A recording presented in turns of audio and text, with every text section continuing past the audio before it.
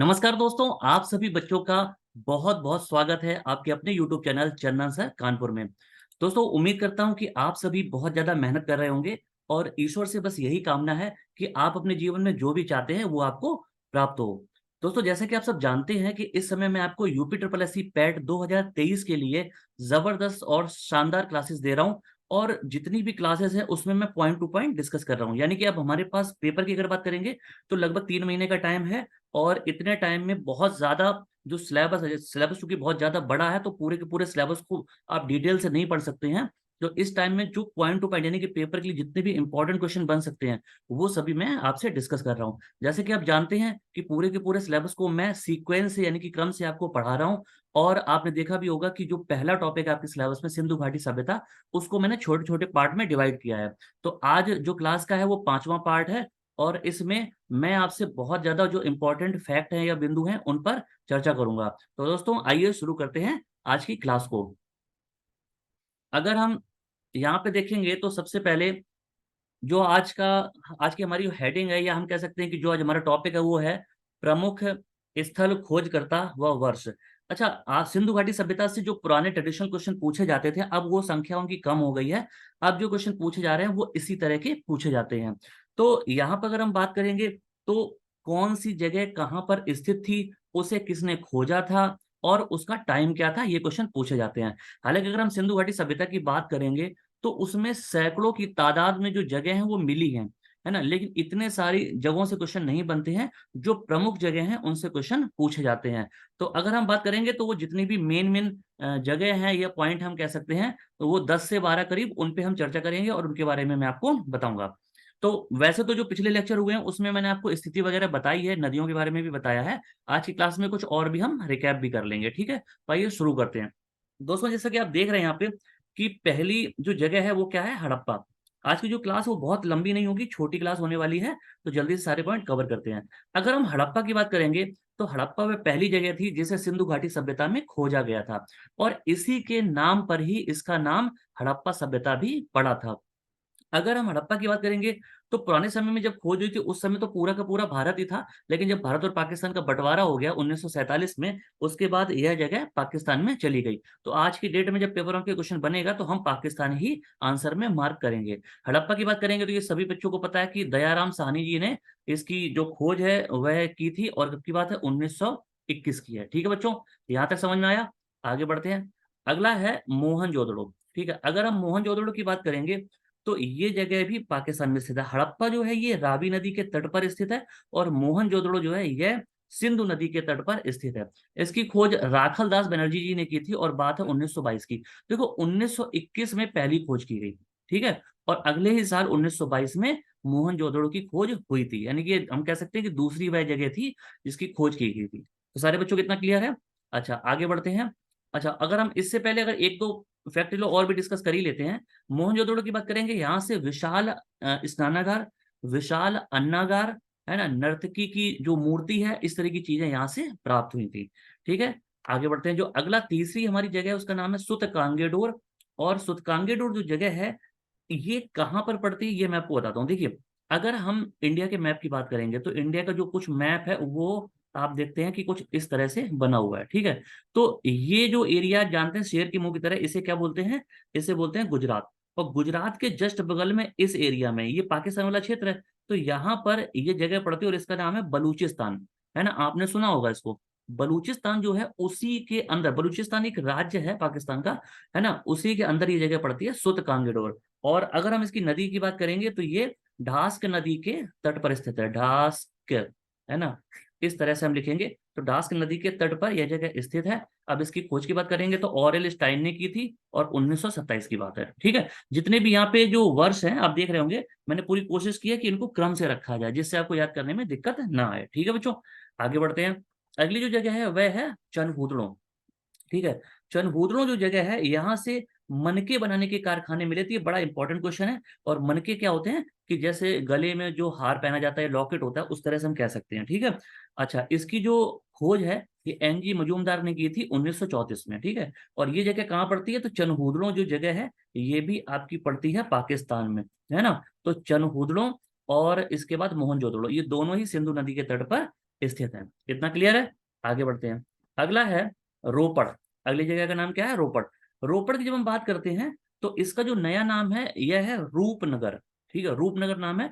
और यह है सतलज नदी के किनारे स्थित है कहाँ पे? तो ये पंजाब में आता है। ठीक है, पंजाब में है। और मैं आपको और क्लियर करके अगर बताऊं तो जब आप, है ना, चंडीगढ़ से धर्मशाला की तरफ जाएंगे, हिमाचल प्रदेश में चंडीगढ़ से अगर आप जैसे जो अनंतपुर साहिब जगह पड़ती है, और अगर आप मनाली की तरफ जाएंगे तो चंडीगढ़ से सिर्फ 30 से 40 किलोमीटर की दूरी पर यह जिला स्थित है ना। तो कौन सा जिला है? रोपड़।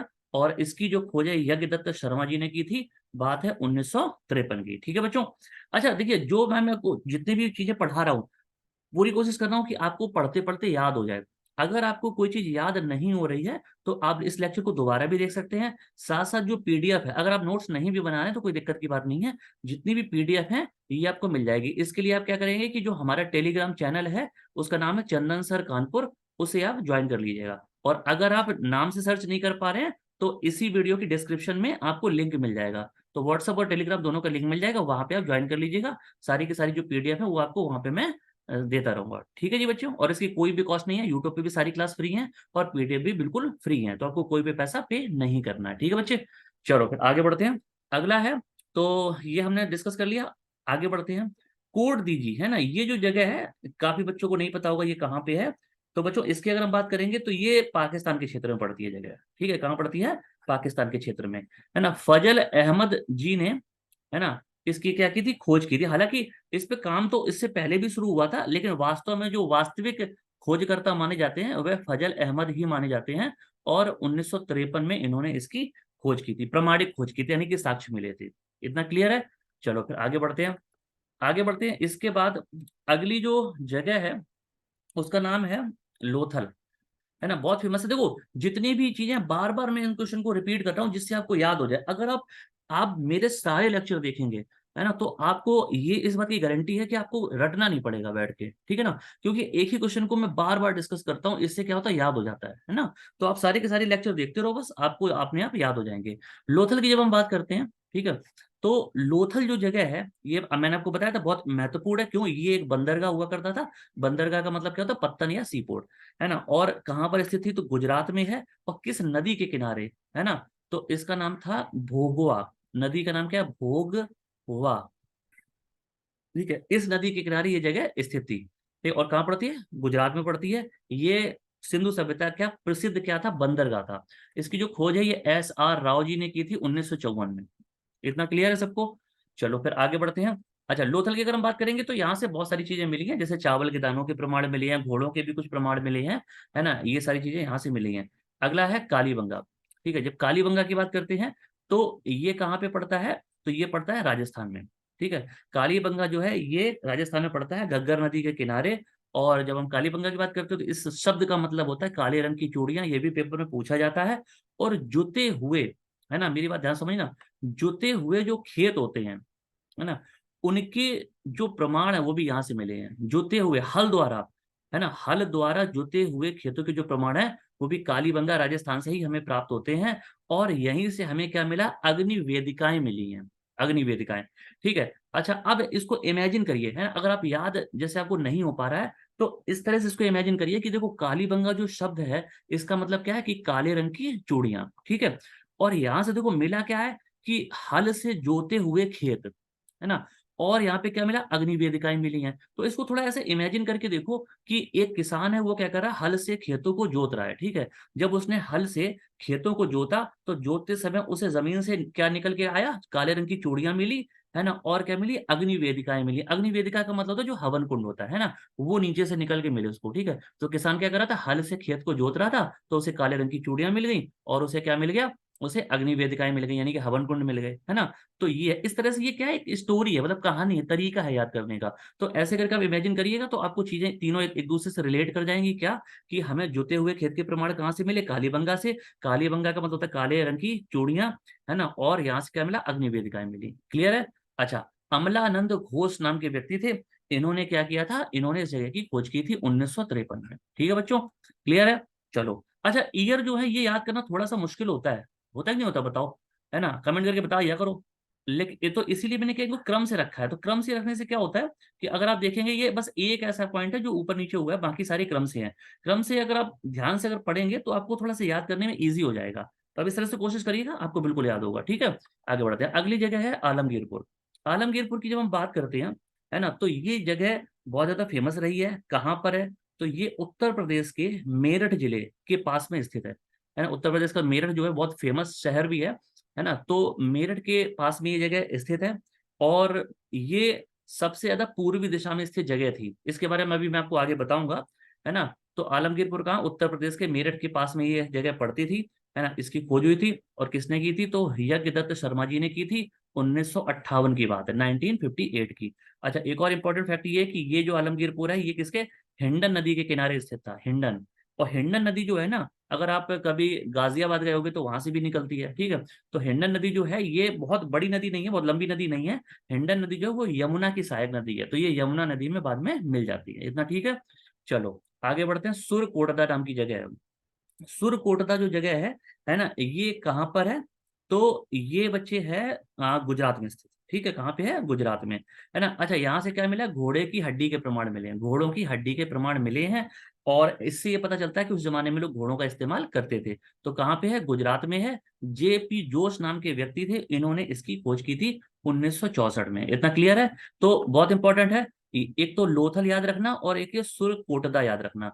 ये दोनों जगह, और एक यहाँ पे धौलावीरा और ले लो। ठीक है, ये तीन जगह बहुत फेमस है, तीनों ही कहाँ पे? गुजरात में। इतना क्लियर है कहाँ पे है? तो ये गुजरात में। ठीक है, आगे बढ़े। ठीक है, आगे अगला है बनावली नाम की जगह है। ठीक है, बनावली, और कहीं की बनवाली भी लिखा होता है। तो वो प्रोनाउंसिएशन में तो इसलिए रहता है कि अलग अलग किताबों में अलग अलग तरीके से दिया होता है। ठीक है, तो बनावली जो जगह है ये कहाँ पड़ती है? तो ये बच्चे हरियाणा में पड़ती है। कहाँ पे? हरियाणा में। अच्छा, अब सबसे महत्वपूर्ण चीज है कि कभी कभी पूछ देते हैं कि ये किस नदी के किनारे स्थित थी। तो इसकी जो नदी है उसका नाम है रंगोई। ठीक है, रंगोई नदी के किनारे, ठीक है, बनावली नाम की जो जगह है यह स्थित थी। इतना क्लियर है? ठीक है, तो ये बात आप बहुत ध्यान रखेंगे। कहाँ पे है? हरियाणा में है। R S बिष्ट जी थे, इन्होंने इसकी खोज की थी। और कब की बात है? 1974 की। इतना ठीक है। अच्छा, इसके बाद R S बिष्ट जी ने ही क्या किया कि 1985 में धौलावीरा नाम की जो जगह थी उसकी खोज की। धौलावीरा जो जगह है ये कहाँ पड़ती है? गुजरात में। मैंने अभी आपको बताया था कहाँ पे है, तो ये गुजरात में है। अच्छा, एक और महत्वपूर्ण तथ्य ये है कि धौलावीरा, इसके दो क्वेश्चन बहुत ज्यादा बनते हैं। ठीक है, क्या? कि एक तो धौलावीरा ऐसी जगह थी, है ना, जो तीन भागों में विभक्त थी। यानी कि ये ऐसा नगर था जो तीन भागों में विभक्त था। कभी कभी ऐसे भी पूछते हैं कि अ, ऐसी कौन सी जगह थी जहां पर तीन टीले मिले? टीले का मतलब क्या है? एक ऊंचाई वाला क्षेत्र, है ना। तो तीन टीले मिले, या ऐसा कौन सा नगर था जो तीन भागों में बटा हुआ था? ऐसे क्वेश्चन पूछते हैं। तो उसका आंसर क्या होगा? धौलावीरा। ये बहुत इंपॉर्टेंट क्वेश्चन है, अक्सर पूछा जाता है। और दूसरा इससे जो महत्वपूर्ण क्वेश्चन बनता है वह है कि धौलावीरा से क्या है कि उन्नत जल प्रबंधन देखने को मिला, है ना। उन्नत जल प्रबंधन का मतलब क्या होता है कि पानी की अगर हम बात करेंगे, जल की बात करेंगे, तो उसका जो प्रबंध है, इंतजाम है, वो बहुत अच्छे से किया गया था। मतलब इस तरह से किया गया जैसे शहरों में आजकल होता है, लगभग हम इस तरह। तो हालांकि इतना आधुनिक नहीं था, लेकिन उस जमाने के हिसाब से बहुत ज्यादा उत्तम था, बहुत अच्छी तरह से पानी, वाटर मैनेजमेंट सिस्टम वहां का था। ठीक है, ये चीज़ ध्यान रखेंगे। तो उन्नत जल प्रबंधन के जो साक्ष्य हैं वो कहाँ से मिले? धौलावीरा से मिले हैं। ये बात आप सभी बच्चे ध्यान रखेंगे। ठीक है, यहाँ तो कोई दिक्कत किसी को? चलो वेरी गुड, आगे बढ़ते हैं। ठीक है, क्लासेस बच्चे ये गारंटी है कि आप लेते रहेंगे। जैसे पहले भी मैंने बहुत सारे ऐसे बच्चों को पढ़ाया है, आज तक हजारों बच्चों को पढ़ा चुका हूँ। और बहुत सारे बच्चों का सिलेक्शन भी हुआ है सरकारी नौकरी में, बहुत सारे बच्चे जॉब भी कर रहे हैं। ठीक है, और इसलिए अभी जो लास्ट बैच था यूपी पुलिस कांस्टेबल का, उसमें भी बहुत सारे बच्चे सिलेक्ट हुए हैं। तो आप विश्वास के साथ पढ़िएगा, आपको फायदा बिल्कुल मिलेगा। ठीक है, चलो आगे बढ़ते हैं। इसके बाद इस जो ये ग्राफ बना हुआ है इस पर आप थोड़ा सा नजर डालिएगा। ठीक है, इससे बहुत सारे क्वेश्चन बनते हैं। क्या? कि लिखा है सुदूर स्थल। सुदूर का मतलब क्या है? यहाँ पे है कि बिल्कुल लास्ट, है ना। चार दिशाएं, आपने दिशाओं का ज्ञान आपको होगा। चारों दिशाओं में जो सबसे आखिरी जगह है। अच्छा, सिंधु घाटी सभ्यता जो थी वो यहां से लेकर है, देखो ऐसे समझो।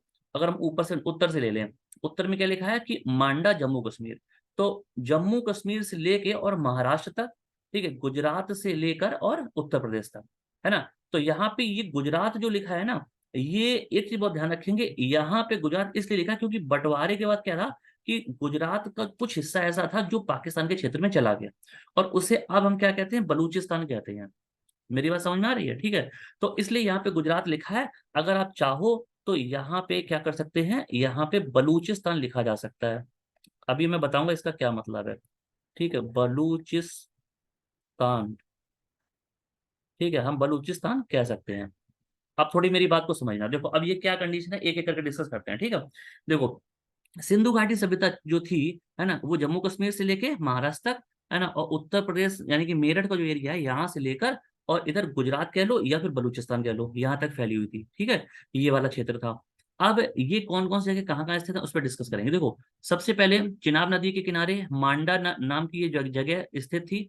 जम्मू कश्मीर पड़ता, जम्मू कश्मीर आप मैप में पता भी होगा, आपने देखा होगा, सबसे ऊपर पड़ता है। ठीक है, अच्छा तो ये हो गया उत्तर देश में ऊपर की तरफ। यहाँ पे सबसे नीचे आएंगे तो यहाँ महाराष्ट्र में एक दाइमाबाद नाम की जगह है ना, ये कई जगह पे दाइमाबाद भी लिखा होता है और कई जगह दाइमाबाद लिखा होता है। तो दाइमाबाद नाम की जो जगह है वो यहाँ पर स्थित है।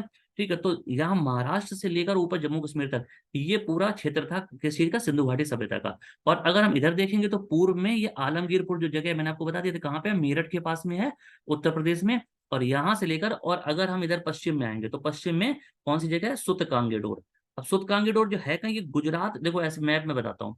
यहाँ पे आप देखेंगे, जैसे ये थोड़ा सा इंडिया का मैप बनाने की कोशिश करते हैं।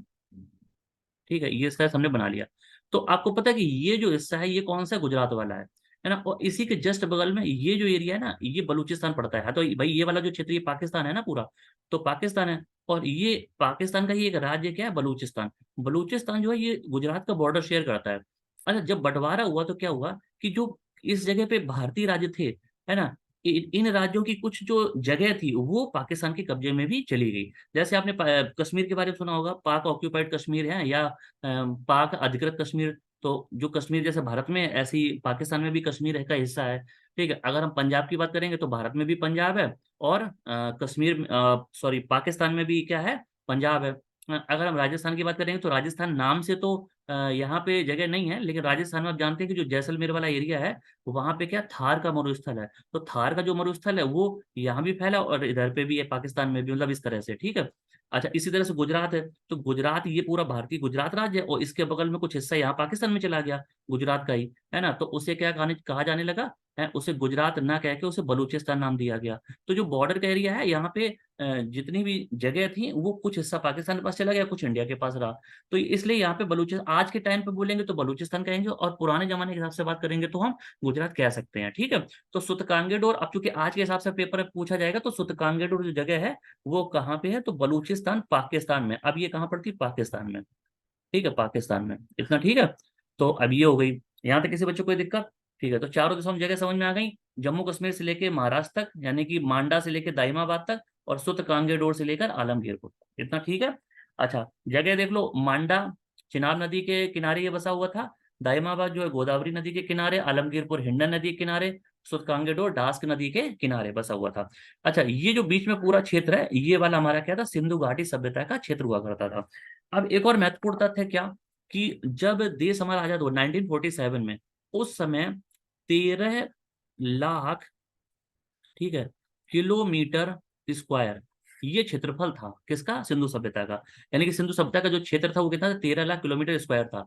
कब की बात है, 1947 में। लेकिन आपको पता है कि जब हमारा देश आजाद हो गया, आजादी के बाद भी बहुत सारी जगह खोजी गई हैं, और जब खोजी गई हैं तो इसका विस्तार भी बढ़ा। तो ये 13 लाख से हो गया कितना, 16 लाख किलोमीटर स्क्वायर। ठीक है, ये इतना, अब जो क्षेत्रफल है इसका ये हो चुका है, इतना सबको क्लियर है। ठीक है, तो ये जो जगह थी वो इस तरह से फैली हुई थी। तो सिंधु सभ्यता जो है उसके जो मैक्सिमम क्वेश्चन है वो मैं डिस्कस कर चुका हूँ। और अगर मुझे लगता है कि कोई बहुत महत्वपूर्ण प्रश्न अभी ये बचे हैं, तो वो मैं आपको अगले लेक्चर में कवर करा दूंगा। और उसके बाद फिर हमारा जो टॉपिक बच्चों शुरू होगा, है ना, उसका नाम है क्या, उसका नाम है वैदिक सभ्यता। ठीक है, लेकिन अभी जाइएगा मत, जाने से पहले कुछ इंपॉर्टेंट चीजें डिस्कस कर लेते हैं। देखो मैं आपको जितनी क्लास दे रहा हूँ, एक तो बिल्कुल क्रम से दे रहा हूँ। सबसे बड़ी समस्या क्या रहती है कि अगर आप YouTube पर देखेंगे तो फ्री क्लासेस आपको कम ही ऐसी होती है जो क्रम से मिल पाती है ना, कहीं कहीं से टॉपिक डाल दिया। अच्छा, दूसरा क्या है कि अगर आप पेड कोर्स लेते हैं ना तो एक अलग बात है, अगर आप फ्री में थोड़ा सा मुश्किल हो जाता है। लेकिन मैं आपको फ्री में सीक्वेंस से क्लासेस दे रहा हूँ, सिर्फ इंपॉर्टेंट क्वेश्चंस पढ़ा रहा हूँ जो पेपर में डायरेक्ट आने वाले हैं। ठीक है, चैनल जो है वो आप इसको सब्सक्राइब अगर ना किया तो सब्सक्राइब कर लें, दोस्तों के साथ भी शेयर कर लें, उनको भी बोलें कि सब्सक्राइब कर लें, ठीक है? आप इस तरह से बस थोड़ा-सा हमारा सपोर्ट करें, बाकी तो मैं आपको पूरा का पूरा और सिर्फ़ यूपी ट्रिपल एससी पैट का ही नहीं, अगर मुझे रिस्पॉन्स आप लोगों से अच्छा मिला, तो मैं लगातार इसके अलावा भी जितनी भी और दूसरी भर्तियाँ हैं, उनके लिए भी क्लासेस शुरू करूँगा। ठीक है? इतना क्लियर है? और अगर आपकी तरफ से कोई डिमांड है या कोई सजेशन है, तो वो आप मुझे जो है व्हाट्सएप ग्रुप पे या टेलीग्राम पे दे सकते हैं। टेलीग्राम और व्हाट्सएप दोनों के लिंक इस वीडियो के डिस्क्रिप्शन में दिए गए हैं, वहाँ पे आप क्लिक करेंगे, तो वैसे ही आप वहाँ पहुँच जाएँगे, बस जॉइन कर लीजिएगा। ठीक है भाई, है ना? और इसके अलावा जो टेलीग्राम चैनल है या व्हाट्सएप का ग्रुप है या फिर ये जो यूट्यूब चैनल है, सबका जो नाम है वो एक ही नाम से है और वो है चंदन सर कानपुर, ठीक है? इसी नाम से सारी की सारी चीज़ें दी गई हैं। तो ये आप ध्यान रखेंगे और अगर ये क्लास अच्छी लगी, वीडियो अच्छा लगा हो तो लाइक, शेयर, सब्सक्राइब करना बिल्कुल ना भूलें। हालाँकि बार-बार आप ये शब्द सुन के पक जाते होंगे, है ना? लेकिन फिर भी अगर आप लाइक कर देंगे, कुछ बच्चों से शेयर कर देंगे, कमेंट करेंगे तो मुझे अच्छा लगेगा, एक मोटिवेशन मिलता है, तो इससे हम और ज़्यादा कोशिश करेंगे। ठीक है बच्चों? तो क्लास कैसी लगी मुझे बिल्कुल बताएँ और क्लास देखने के लिए आप सभी बच्चों का दिल से धन्यवाद। बहुत-बहुत मेरी तरफ से आप सभी को प्यार और कोई भी कुछ बच्चों ने कमेंट भी मुझे किए थे, अच्छा भी लगा और आज एक बच्चे ने एक बच्ची थी उसने मुझसे एक क्वेश्चन भी पूछा था, उसका रिप्लाई भी मैंने किया था। बहुत सारे चैनल पे आप देखते हैं कि आप कमेंट करते हो तो आपको रिप्लाई नहीं मिलता, लेकिन मैं हर बच्चे के कमेंट पे लगभग रिप्लाई करने की कोशिश करता हूँ, ठीक है? तो इसलिए आप सब बच्चे मेहनत से तैयारी करिएगा, ईश्वर आपके साथ हैं, मेरा प्यार आपके साथ है, बहुत मेहनत करिएगा और लाइफ में आगे बढ़िएगा। मिलते हैं जल्दी अगली क्लास के साथ, तब तक के लिए नमस्कार। जय हिंद बच्चों।